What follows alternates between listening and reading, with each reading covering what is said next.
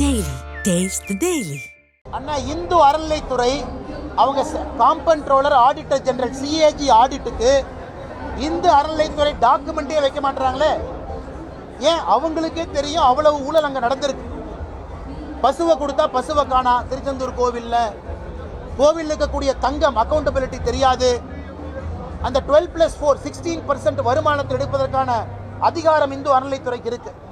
12% administrative cost, 4% audit cost, 16%. எத்தனை பணத்தை எடுத்தாங்க, எங்க எடுத்தாங்க யாருக்கும் தெரியாது. ஒரு கோவில் கான்ட்ரிபியூட் பண்ற பணத்துக்கும் அந்த கோயிலுக்கு செலவு பண்ற பணத்துக்கு ஐடியா இல்லை. கோயிலை சுற்றி வசதி இல்லை. மருதமலை தைப்பூசத்தன்னைக்கு பார்த்தோம், பழனியில பார்த்தோம், திருப்பரங்குன்றத்தில் பார்த்தோம். அதனால தமிழ்நாட்டில் ஒரு உதவாத துறை இருக்கு, மக்களுக்கு உபத்திரம் கொடுக்கக்கூடிய துறை இருக்கு. சாமானிய மனிதர்களுடைய பணத்தை எல்லாம் பிளாக் பாக்ஸாக உள்ள போகுது.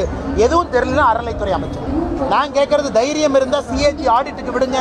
தமிழக மக்களுக்கு நாங்கள் படம் போட்டு காட்டுகின்றோம். அறநிலைத்துறை இன்கமிங் எவ்வளவு, அவுட் கோயிங் எவ்வளவு, டைவர்ட் எவ்வளவு, பேங்க் அக்கௌண்ட்டுக்குள்ள எவ்வளவு, பர்சனல் அக்கௌண்ட்டுக்குள்ள எவ்வளவு, சுவிஸ் வங்கிக்கு எவ்வளவு, கொள்ளை எவ்வளவு, எல்லாம் நாங்கள் அக்கௌண்ட் போட்டு காட்டுறோம். பொய்யிலே பிறந்து பொய்யிலே வளர்கின்ற அண்ணாமலை கூறுகின்ற கூற்றை எல்லாம் தமிழக மக்கள் ஏற்றுக்கொள்ள தயாராக இல்லை. அவருடைய காலத்தில்தான் பாரதிய ஜனதா கட்சி வளர்ந்ததாக அவர் சொல்லுகிறாரே தவிர, அவருடைய காலத்தில்தான் மக்கள் பிரதிநிதிகள் நாடாளுமன்றத்திற்கு செல்ல முடியாத நிலை ஏற்பட்டிருக்கிறது என்பதை அவர் உணர வேண்டும். இப்படியே பொய்களையே தினந்தோறும் அறுவடை செய்து கொண்டிருந்தால் வருகின்ற சட்டமன்ற தேர்தலில் முழுவதுமாக அந்த கட்சியை தமிழக மக்கள் ஓரம் கட்ட தயாராகி விடுவார்கள்.